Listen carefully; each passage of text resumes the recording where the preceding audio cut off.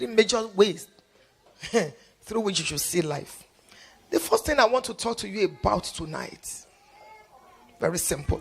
Number one, this is how to be victorious. When you begin to see life this way, you are God's treasure. You are the apple of God's eyes. People may not believe in you, they may not like you, it doesn't matter. It does not matter. Your victory starts in your mind. Start thinking victory. Start speaking victory. Stop basing your life and the driver's seat of your life on what people say. Believe that you are God's treasure. Zechariah chapter 2 and verse number 8.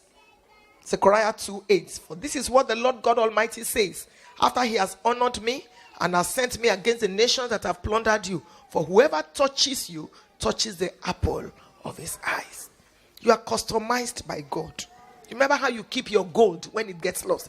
You know how you look for it. It's the same thing with God. You were not created to just be average. No. God created you to soar and to thrive. He created you to break out. He created you to go beyond your barriers. To believe bigger and live the life that God has for you. Number two, God did not create you to waste you. This is how to be victorious. God did not create you to waste you. You remember millions of spermatozoa struggled to be you. Biology from 2. Many of them, millions. When you couldn't fast, when you couldn't pray, when you couldn't bind and loose, when you couldn't anoint yourself, you fought with millions of people, potential people, and you won. Is it now that the blood has redeemed you? Is it now that you have access to praying in tongues and studying the Bible? You were not created to be a loser. It doesn't matter what you've been through. It does not matter.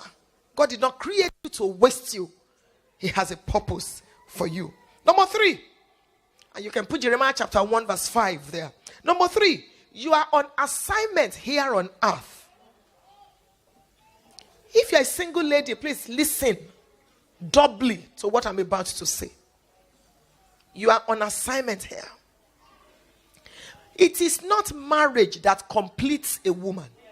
Don't get it wrong. Enjoy where you are on your way to where you are going.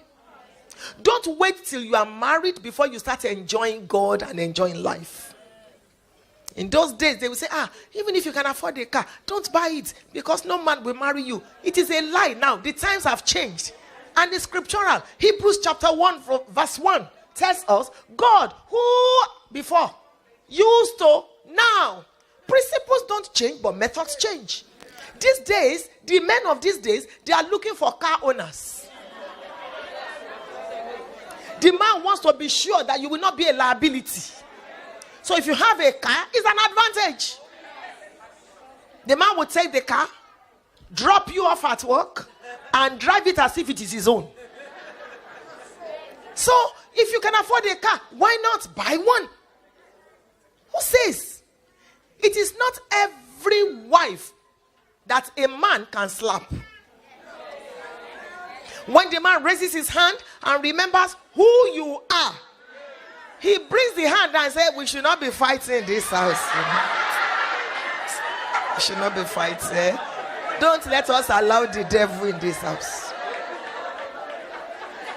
It is not every wife that the husband can say, you are packing out today. Because the man knows when you pack out. The window blinds are going. The rug is going. All the TV sets are going. The kitchen will be empty.